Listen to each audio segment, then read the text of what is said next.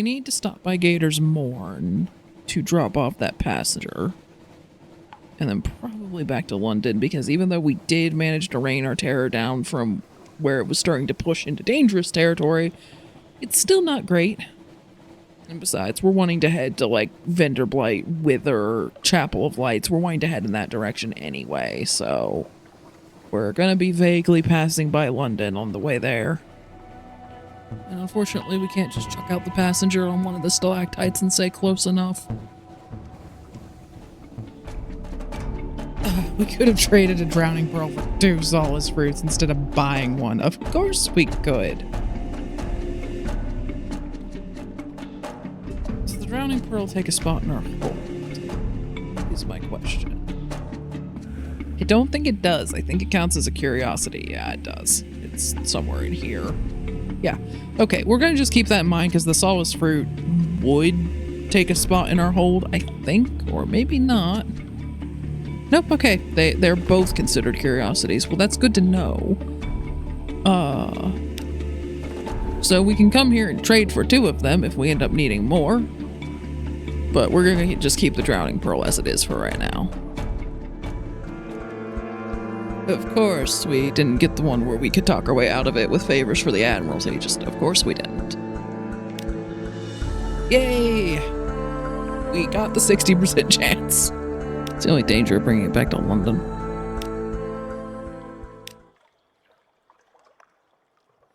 In the Cheerio watches, sailors will gather around it to point out scars, quirks, deformities. Mugs of grog in hand, they will discuss the remains as art critics in the Vale Garden Gallery might discuss competent paintings. And see, now we don't even have enough secrets to make the next one, even if we got the live specimen, so... Plus, I want to say we might need more secrets on top of... Yeah, we need 40 secrets, even after all of these. Song of the Z is a hard one. So we need to visit Demew Island. And we also need to visit the Chapel of Lights and Wither. And we may stop by, like, Conch Shadow.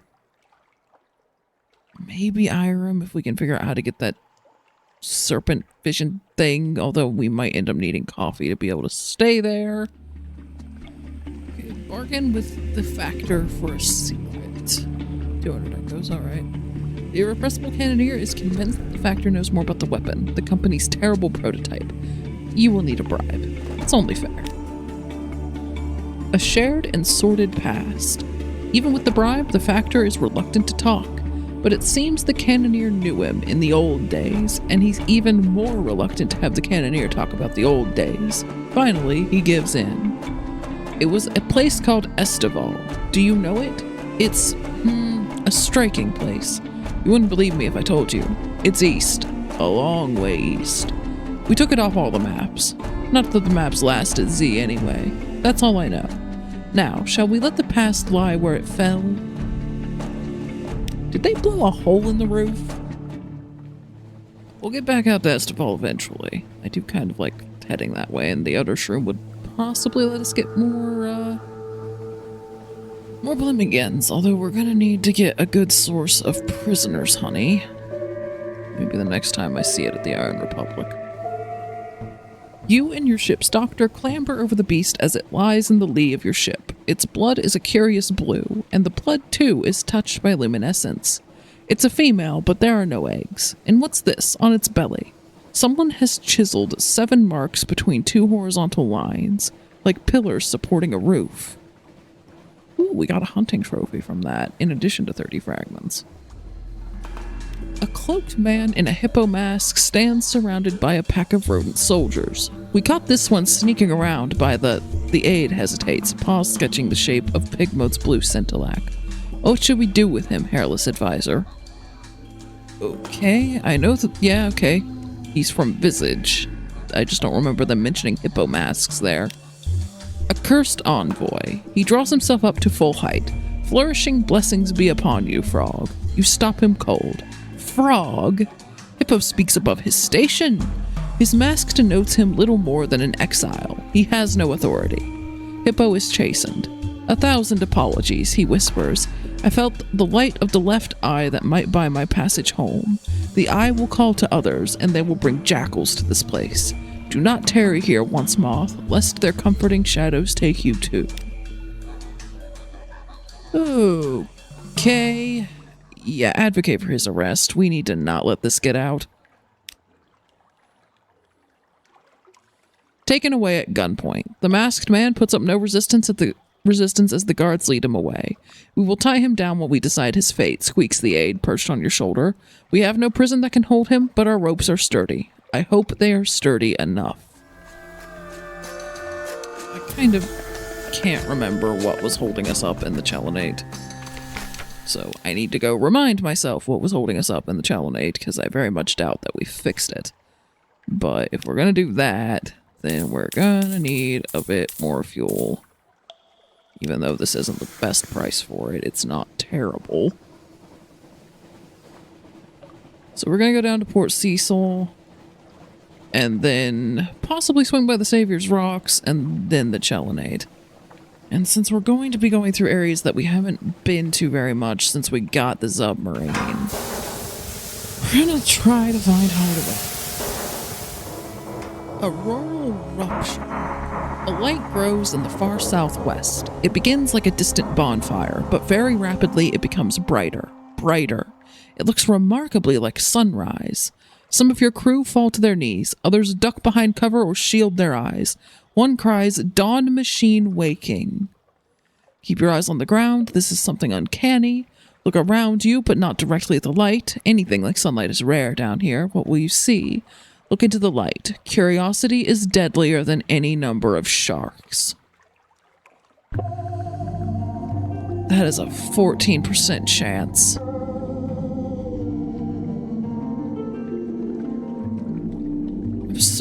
I'm curious about both of these options. 14% is pushing it even to me, though. So what happens if we look around us but not directly at the light? All the colors rise in the rocks, the water, the crystal veins of the roof. The Untersee is a rich, grassy emerald. The faces of your crew flash clear and strong. You have seen nothing like it since you left the surface. In this place, it is utterly wrong. The light fades suddenly. Men and women cry out, curse. One weeps. Okay, we're gonna go see what we need to be doing for this extra move thing. Oh, he needed a hunting trophy. Well, that works. We don't necessarily need this for my dissolution. The others are tools. This is ornament. But ivory and chess is asked, aren't we? My emissary has your payment. A little of me. There I shine. And a secret. The spiders of Savior's Rocks. Crush them. Made arrangements with my cousin. Bargains to blind a monster. Remember that. There are many alliances. Okay, we can try to rescue a survivor again. You assess the wreck. The aft hold contains a dwindling pocket of air. You order a winch lowered, don your diving suit, and take a spare. Struggling through the ruin, you find the survivor gasping through the last of his air. For a frantic few minutes, you assist him into your second suit. His strength is spent. You pull him out. The winch pulls you both back aboard your submarine, which your grateful guest swears he'll never leave. Oh hey, we got a crew! The Z has not been kind. The colossal skull is intact, but the body has been reduced to a gnawed frame of bones. Carvings have been scored into the bones. We could try to collect unknown toxins, which has a 79% chance of success. We could examine the engravings for a 92% chance of success, or we could harvest the ivory, which is a 100% chance of success. But sadly, with our hold as full as it is, I think I'm going to go for one of the other two. We are going to examine the engravings first off. You don your diving gear. Someone has made a palimpsest of the bones. This is not a corpse, but a bone book. A Z voyage is engraved on the skull. From a city at a confluence of three rivers. A woman is at the helm. On the underside of a rib, the same image reversed. She returns. An ancient language is scrawled over everything. Someone has attempted to score out the words, but was prevented halfway through or gave up. And we're going to meet with an emissary of spiders. Ah, my good sir, or is it madam, or another salutation perhaps, pardon my ignorance. He taps his blindfold. The honor of serving the acrimonious masters does somewhat leave one at a disadvantage in matters of detail. He smiles. Blind to light is not, however, deaf to rumor. I wonder, might I prevail upon the good-natured individual I have heard contributed so much to our little festival? Splendid, splendid. He leans in close. My benefactors have charged me with seeking a special substance for a special occasion. I am sure an experienced sailor such as yourself sees through the necessary euphemism. Shall we say unfortunates of little future, such as your tomb colonists? Were perhaps a select few to find a different destination for the greater good, I can promise more than fair compensation for any subsequent regrets. We're going to trade some supplies for silk and then visit Estival, I think. There, that leaves us enough supplies to get to Estival.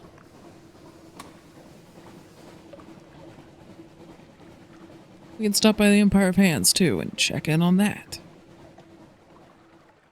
This tribute to the Empire's first and greatest has been constructed over generations by monkeys working with stolen ideas of what an ancient tomb should be. Outside the vault, the delightful adventuress consults papers with her clayman, Barnabas, and a small crew of variably hard-working monkeys trying to force open the doors. Ah, you're here, she calls. Do pick up a crowbar, there's a deal. A bit of elbow grease should do it. Right, on the count of 3. Muscles, human and primate alike, strain as the delightful adventuress harries everyone along. Finally, with a crack and a screech of triumph and exhaustion, the doors slide open. Inside is just blackness. There, now chop chop everybody, declares the delightful adventuress, striding into the dark with a personal glim lantern. Behind her, monkeys collapse to the ground gasping, occasional stolen words and squeals of protest escaping into the air. Okay. 1 crate will suffice for the entire exploration. Okay, come back with foxfire candles. But at least it told us we only need 1, so I don't need to stock up on a whole stack of them like I do before we go to the Mangrove College. Zoner has picked up an underwater settlement some distance to the south. Oh, we finally frickin' found it. At least according to the achievement that just popped up. There's a current, like, right in front of the door. And we had to, like, ram into that to get out of the current. That's great. Okay, Hideaway. Port report. A city of strict custom. Most Hideaway dwellers toil to strengthen their city against the Z's crushing weight.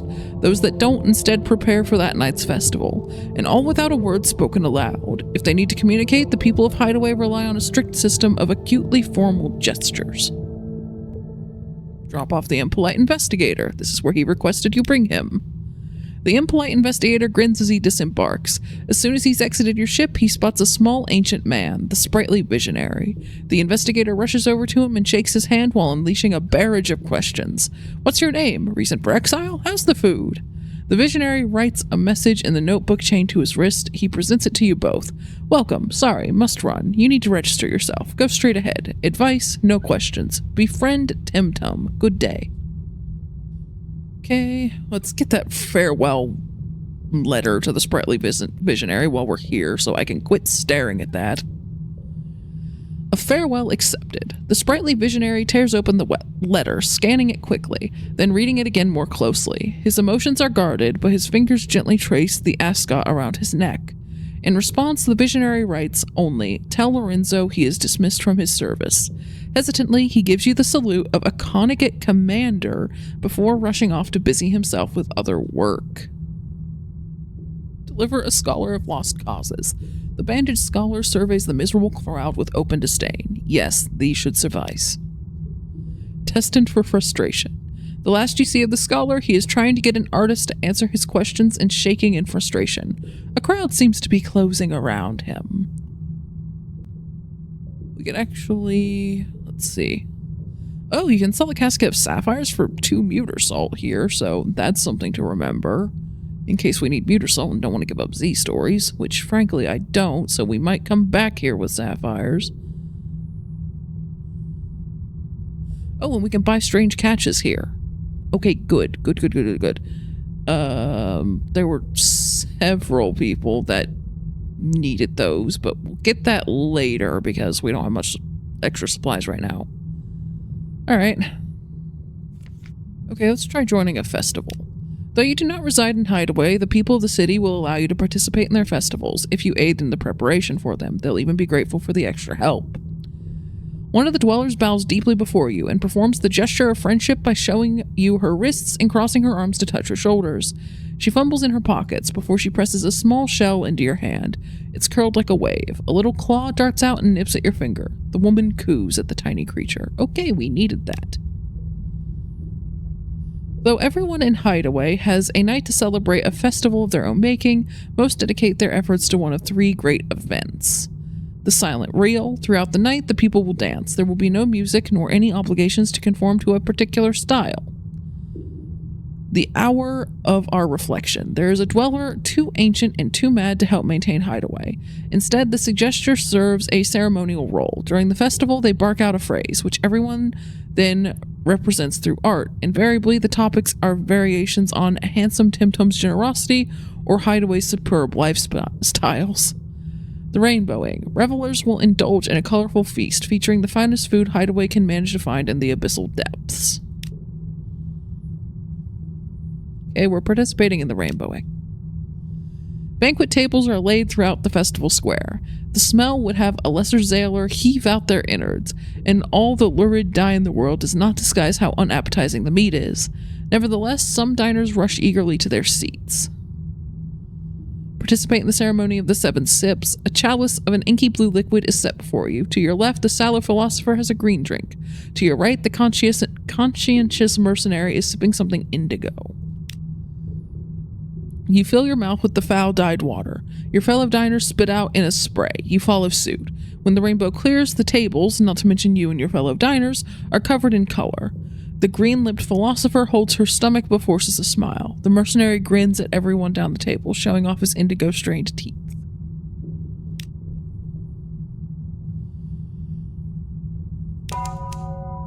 A bell rings. The I have trouble with that word. The conscientious mercenary licks his lips and begins carving a squelching, squirming fish. The sallow philosopher performs the gesture of good digestion before forcing down a bite. You carve into your dinner, a fish whose identifying traits have been lost to layers of pigment caked onto it. As you carve off a bite, its mouth flaps open. Cosmogon dye trickles out. It might be tasty if the meat weren't as chewy as gum, and if you couldn't feel the dyes coloring your intestines. Hopefully you're fond of blue.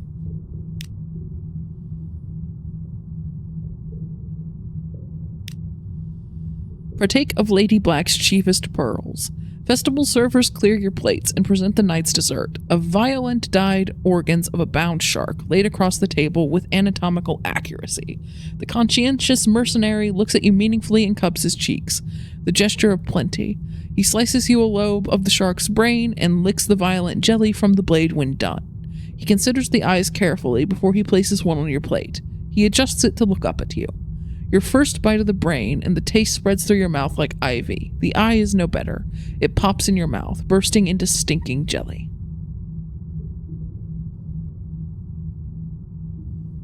Okay, we got 3 strange catches and Scintillac. And a deeply disturbed... at the price of a deeply disturbing evening. Let's aid the sprightly visionary. A small man with liver spots on his head and wispy white hairs on his chin is struggling to roll a wheel of heavy cabling. Together, you roll the wheel through Hideaway. You pass women lugging blowtorches and bags of cement, and men trying to smile as they put on diving suits. Eventually, you pass through an iron gate to a workroom. At the room's center is a deep pit. A large electrical alternator looms against the back wall. The visionary plugs the cable into the alternator and slowly feeds the rest down into the pit. When finished, he writes a short message on the notebook chained to his wrist. Thank you. Usual helps working on faulty line. May need you in future. As he hands you the note, he looks up, revealing his neck. It's one huge scar.